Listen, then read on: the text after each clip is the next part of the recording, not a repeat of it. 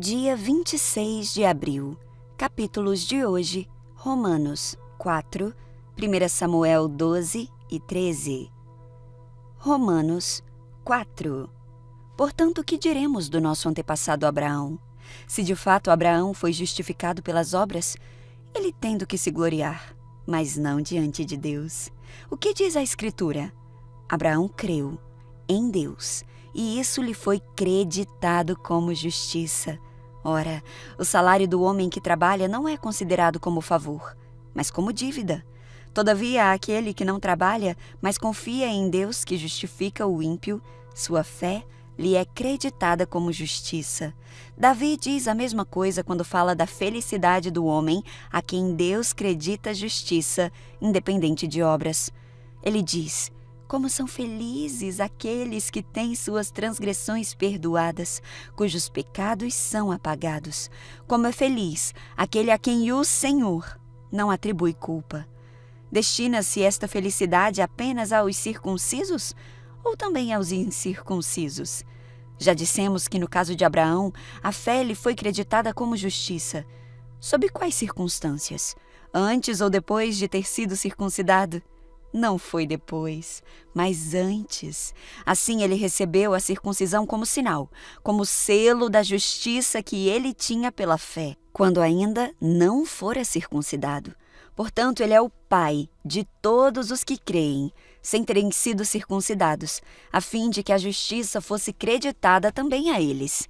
E é igualmente o pai dos circuncisos, que não somente são circuncisos, mas também andam nos passos da fé que teve o nosso pai Abraão, antes de passar pela circuncisão. Não foi mediante a lei que Abraão e a sua descendência receberam a promessa de que ele seria o herdeiro do mundo, mas mediante a justiça, que vem pela fé. Pois se os que vivem pela lei são herdeiros, a fé não tem valor e a promessa é inútil, porque a lei produz a ira, e onde não há lei, não há transgressão. Portanto, a promessa vem pela fé, para que seja de acordo com a graça e seja assim garantida a toda a descendência de Abraão, não apenas aos que estão sob o regime da lei, mas também aos que têm a fé que Abraão teve. Ele é o pai de todos nós. Como está escrito: eu o constituí pai de muitas nações. Ele é o nosso pai aos olhos de Deus, em quem creu, o Deus que dá vida aos mortos e chama à existência coisas que não existem como se existissem. Abraão, contra toda esperança, em esperança creu, tornando-se assim pai de muitas nações, como foi dito a seu respeito: assim será a sua descendência. Sem se enfraquecer na fé, reconheceu que o seu corpo já estava sem vitalidade, pois já contava cerca de 10 anos de idade, e que também o ventre de Sara já estava sem vitalidade. Mesmo assim, não duvidou nem foi incrédulo em relação à promessa de Deus, mas foi fortalecido em sua fé e deu glória a Deus, estando plenamente convencido de que ele era poderoso para cumprir o que havia prometido. Em consequência, isso lhe foi também creditado como justiça. As palavras "lhe foi creditado" não foram escritas apenas para ele, mas também para todos nós, a quem Deus creditará justiça, para nós que cremos naquele que ressuscitou dos mortos a Jesus, nosso Senhor. Ele foi entregue à morte por nossos pecados e foi ressuscitado para nossa justificação. 1 Samuel 2. Então Samuel falou a todo Israel: fiz o que me pediram e lhes dei um rei. Agora ele é seu líder. Quanto a mim, eu estou aqui diante de vocês, um homem velho e de cabelos brancos, e os meus filhos estão com vocês.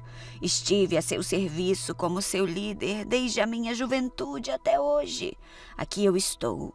Testemunhem contra mim diante do Senhor e diante do rei que ele ungiu. De quem roubei um boi ou um jumento? Acaso eu enganei ou oprimi alguém? De quem aceitei suborno para perverter a justiça? Digam-me, e farei restituição se eu cometi alguma injustiça. Eles responderam: o Senhor nunca enganou nem nos oprimiu, e nunca aceitou suborno. Então Samuel declarou: Hoje o Senhor e o rei que ele ungiu são testemunhas de que as minhas mãos estão limpas. E eles responderam: Sim, eles são testemunhas. E Samuel continuou: Foi o Senhor que escolheu Moisés e Arão e tirou os seus antepassados da terra do Egito.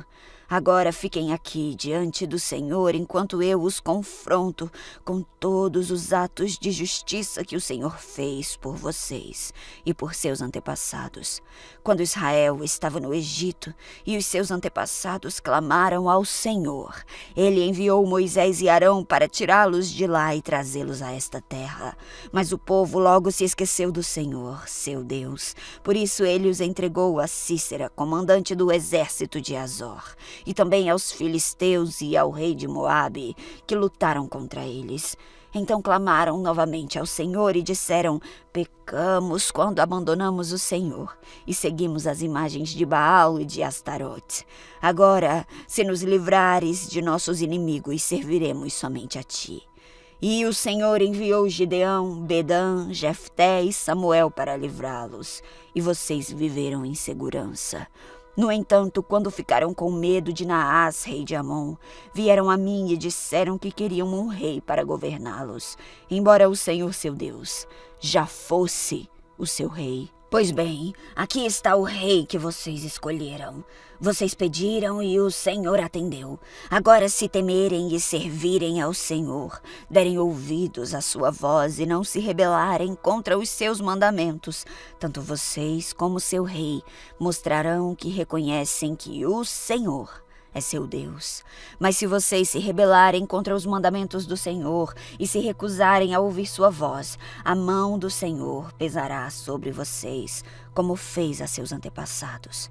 Agora fiquem aqui e vejam o maravilhoso feito que o Senhor está prestes a realizar. Vocês sabem que não chove nesta época do ano, durante a colheita do trigo. Eu pedirei ao Senhor que envie trovões e chuva forte hoje. Assim vocês reconhecerão quão grande foi a sua maldade ao pedir que o Senhor lhes desse um rei. Então Samuel clamou ao Senhor, e o Senhor enviou trovões e chuva forte naquele mesmo dia. E todo o povo ficou com muito medo do Senhor e de Samuel. Disseram a Samuel: Ore ao Senhor seu Deus em favor dos seus servos, ou morreremos, pois as nossas falhas são muitas e acrescentamos o pecado de pedir um rei. Não tenham medo, disse Samuel. Certamente agiram mal, mas agora sirvam ao Senhor de todo o coração e não se afastem dele. Não se desviem dele para adorar deuses sem valor que não podem ajudar ou livrar vocês. Eles são completamente inúteis. O Senhor não abandonará o seu povo, pois isso traria desonra para o seu grande nome, pois agradou ao Senhor fazer de vocês o seu próprio povo. Quanto a mim, certamente não pecarei contra o Senhor deixando de orar por vocês. Continuarei a lhes ensinar o que é bom e correto. Temam o Senhor e sirvam a Ele fielmente de todo o coração. Pensem em todas as coisas maravilhosas que Ele fez por vocês.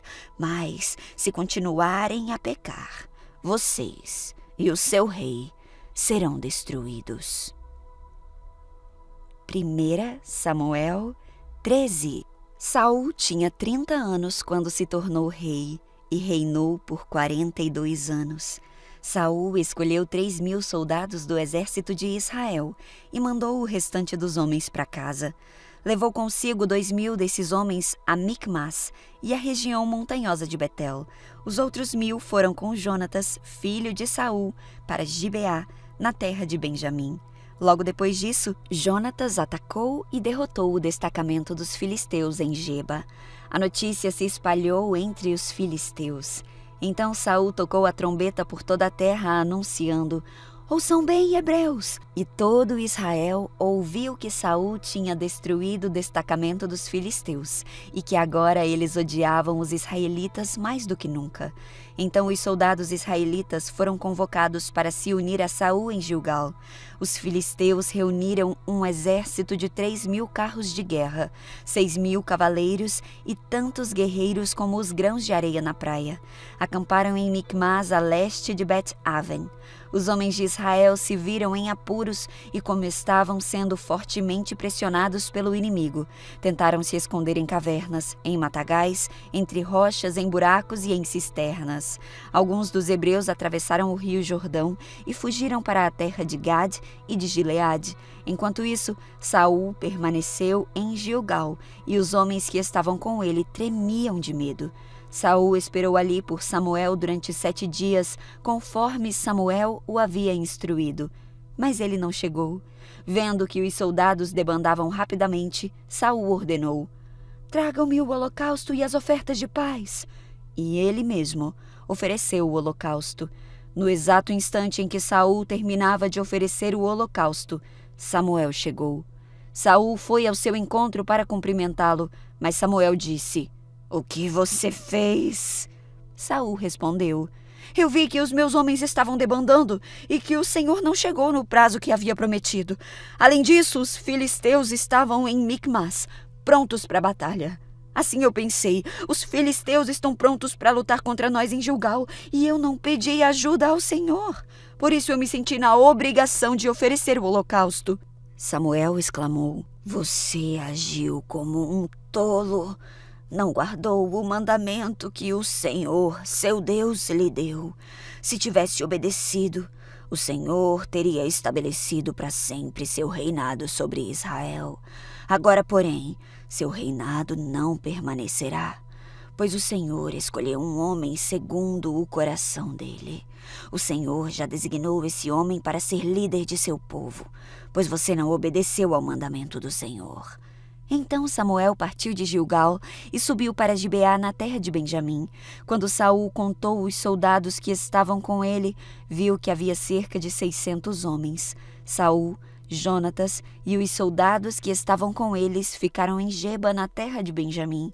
Os filisteus acamparam em Micmas. 3 grupos de ataque deixaram o acampamento filisteu. Um foi para o norte, em direção a Ofra, na região de Sual.